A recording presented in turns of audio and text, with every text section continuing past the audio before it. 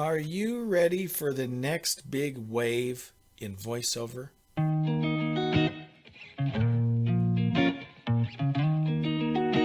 Hi, and welcome back to VoiceOver Startup. I'm Jeremy. Thanks for watching. Take a minute and click that subscribe button. You know, there are transformative things that happen in the industry. The internet was one of the most transformative technological breakthroughs that ever happened. The ability for people to do things over the internet via the web, right? That made possible so much of what is happening in the voiceover industry today, right? It's not the old days when you had to live in LA or Chicago and go to a massive studio with $100,000 worth of equipment to produce stuff. Now you can do it in your home for a few $100. You can make quality voiceover recordings and make money doing that. Okay, that was all thanks in large part to the internet. And with that came opportunities, right? YouTube. There's a whole world of content creators now in need of voiceover artists. And so that has opened things up tremendously for people like me who, I work full time. I have another job. I do voiceover on the side, but I'm slowly but surely growing my voiceover business. And much of it is due to these various avenues for content creators. The thing I want to talk about today, and I've mentioned it on one other podcast or one other episode, but it's podcasting. Now, I am a co-host of a podcast for work. So that's part of my job is I host a podcast called Mission Qualphone. It's a company I work for. I'll put a link below if you want to ever check out that podcast. But I'm actually associated with about 5 different podcasts, and they aren't my podcasts. These are people or companies that have started a podcast and they want help. So I am doing podcasts for 3 major hospitals. It's one marketing agency that handles this for 3 different hospitals in the South. And they've got podcasts.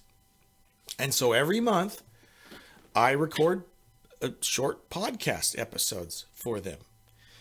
And you're going to see more and more of that. This idea of podcasts, which started out as, I'm going to start a podcast talking about beer. I'll have a podcast about UFOs, whatever.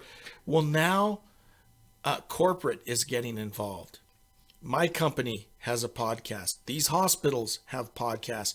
You will see over the next few years more and more corporate entities getting into podcasting. So what that means is there will be a need for people to be involved in podcasts. Now, if you are a voiceover artist and can read, that's great.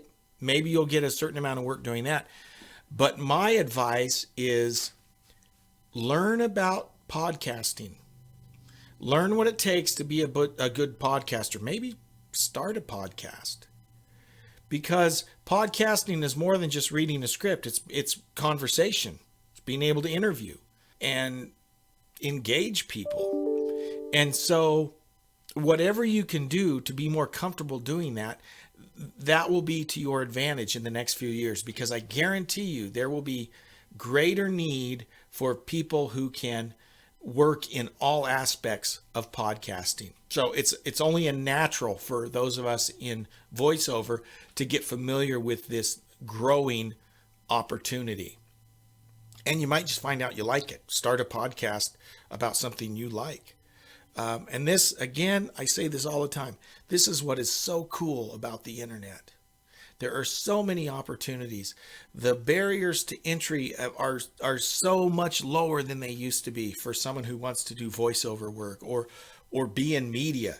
You could become a media giant if you are compelling enough. There's nothing holding you back, nothing in your way. Think about how you might be able to get a slice of that pie, whether it's by recording the openings or the outros of podcasts, or being a host or just recording things like I've been doing for these 3 different hospitals.